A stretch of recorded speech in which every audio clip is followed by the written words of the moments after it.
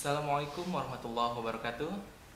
Pada kesempatan ini, saya Ridwan Effendi dari Teknik Informatika Kesehatan akan menyajikan suatu materi yang berjudul Teknik Menggunakan Kamera. Sebelum kita ke materi inti, kita harus terlebih dahulu mengetahui apa itu fotografi. Oke.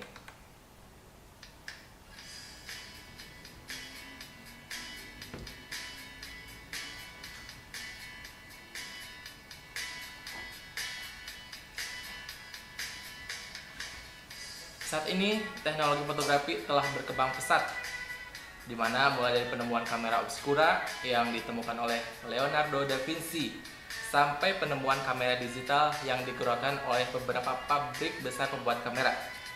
Seiring dengan hal itu, peranan fotografi juga semakin luas, yaitu sebagai ilmu pengetahuan yang lain seperti desain komunikasi visual. Nah, dari sini timbullah istilah fotografi desain yang sering menjadi pertanyaan di kalangan orang yang akan terlibat dalam jurusan desain komunikasi visual. Selanjutnya, kita akan mengenal sedikit tentang sejarah fotografi. Nah, fotografi secara umum mungkin dikenal sekitar 150 tahun yang lalu ya. Ini kalau kita membicarakan fotografi yang menyangkut teknologi, namun kita membicarakan masalah gambar dua dimensi yang dihasilkan dari peran cahaya. Sejarah fotografi sangatlah panjang, dan yang kita catat aja setidaknya fotografi tercatat sebelum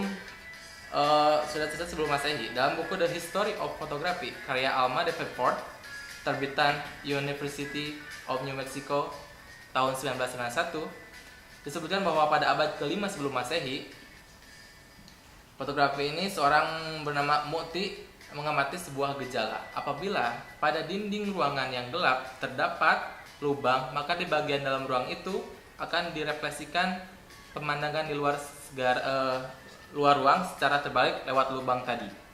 Oke, kita tadi udah mengenal ya sejarah dari fotografi. Selanjutnya kita harus mengenal kamera-kamera untuk zaman sekarang ya, yang sering kita pakai, mungkin yang di sekitar kita yang banyak menggunakan. Nah, kita harus mengenal dulu jenis-jenis kameranya. Ada kalanya mungkin kita senang berrekreasi ke tempat-tempat yang ramai gitu ya, ke tempat wisata ataupun kita hiking ke bukit atau apa. Tentunya momen-momen yang penting itu harus kita dapatkan dengan menggunakan kamera tersebut. Jadi dengan kamera tersebut, momen tersebut akan diambil yang dijadikan sebuah gambar. Di sini ada beberapa jenis kamera. Yang itu pertama ada kamera saku, yang kedua ada kamera SLR, yang ketiga ada kamera DSLR, Digital Single Lens Reflex. Kita akan mengetahui fungsi dari kamera saku. Kamera saku adalah salah satu dari jenis-jenis kamera fotografi yang mudah dibawa kemana-mana, dan mungkin di sini sedikit simple ya, simple, praktis dan otomatis. Jadi sesuai dengan namanya, kamera saku mempunyai bentuk dan ukuran muat untuk disimpan di dalam saku. Yang selanjutnya itu adalah kamera SLR. Di sini jenis fotografi profesional yang masih menggunakan film atau klise sebagai media penangkap gambar manual. Dengan menggunakan lensa pixel atau lens zoom kamera, SLR dapat menangkap gambar dengan resolusi sangat tinggi dan detail. Nah, yang terakhir itu kamera DSLR. Di sini mungkin banyak kelebihan yang dimiliki oleh kamera ini. Yang paling utama itu dia memiliki sensor CCD atau pula yang memakai sensor CMOS. Dia jadi bersikap digital, beda dengan kamera SLR yang menggunakan klise atau film. Oke. Selanjutnya akan kita masuk ke teknik inti dari materi ini, yaitu teknik menggunakan kamera. Sebenarnya mengetahui cara memegang kamera dengan betul adalah salah satu basic fotografi yang perlu kita ketahui. Mengetahui cara memegang kamera dengan betul dapat membantu kita menangkap gambar dengan posisi kukuh dan tidak gegar. Selain itu, dengan teknik benar juga dapat membantu kita mengelakkan dari cepat letih jika menangkap gambar dengan menggunakan kamera DSLR yang lensnya besar dan panjang, ya. teknik pertama. Di sini coba kita lihat gambar. Di samping ini adalah cara pegang DSLR secara basic, di mana kita gunakan tangan kiri untuk pegang kamera pada bagian lensanya, dan kemudian tangan kanan digunakan untuk kontrol setting DSLR seperti untuk tekan tombol shutter, release dan sebagainya. Lepas itu kedua kode siku kita rapatkan dengan badan seperti gambar di samping. Pastikan dengan selesai dan rasa titik gravity pada kamera ini untuk seimbangkan berat pada kamera. Oke. Untuk teknik yang kedua, kita boleh juga memegang kamera ini dengan cara seperti gambar berikut. Tapi untuk sekali bolehlah kalau kita fungsi dari kamera ini teknik ini kita memiliki kedudukan untuk kamera DSLR akan lebih kukuh dan peratusan untuk tergegar waktu menangkap gambar ini jadi kurang. Jadi pada saat kita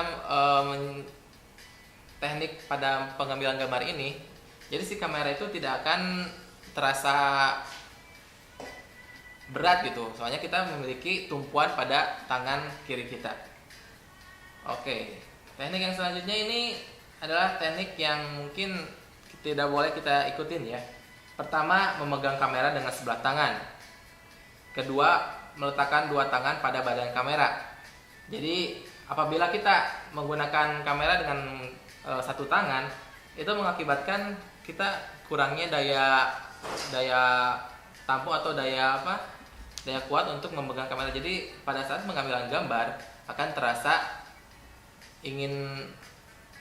terasa gegar atau bergetar gitu ya.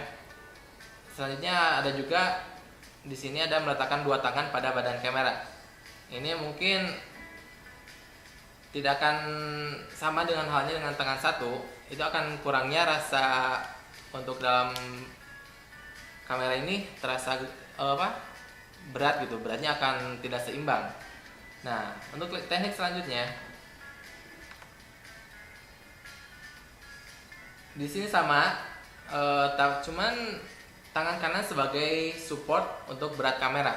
Jadi si tangan ini nantinya akan menjadi tumpuan untuk berat kameranya, sedangkan untuk tangan kiri dia untuk pengaturan zoomnya. Nah, beda halnya dengan tangan kanan yang tidak stabil. Jadi si tangan kanan yang di atas ini di gambar berikutnya ini mengakibatkan posisi si kamera itu tidak akan stabil. Oke. Teknik yang kelima. Nah, untuk menstabilkan badan waktu mengambil gambar, pastikan kaki kiri dilangkahkan sedikit ke hadapan dari kaki kanan. Jadi pada saat mengambil gambar tidak akan terasa akan jatuh.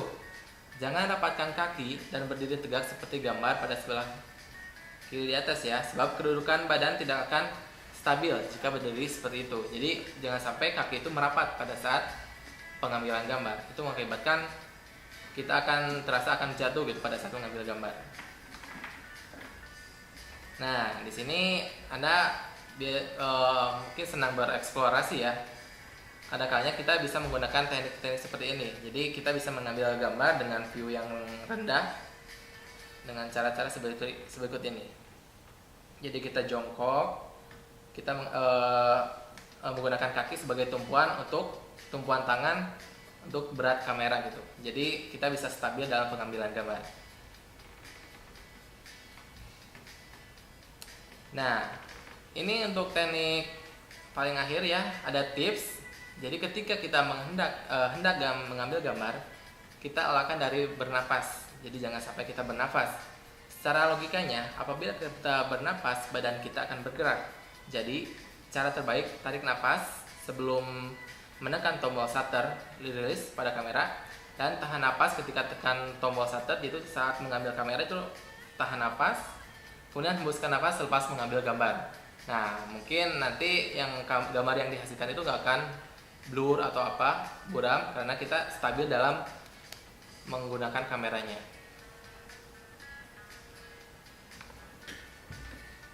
Ya, demikian presentasi dari saya tentang materi teknik menggunakan kamera. Mudah-mudahan teknik materi ini dapat bermanfaat untuk kita dan banyak cerita dalam sebuah gambar. Oke, saya Ridwan Effendi. Terima kasih. Wassalamualaikum warahmatullahi wabarakatuh.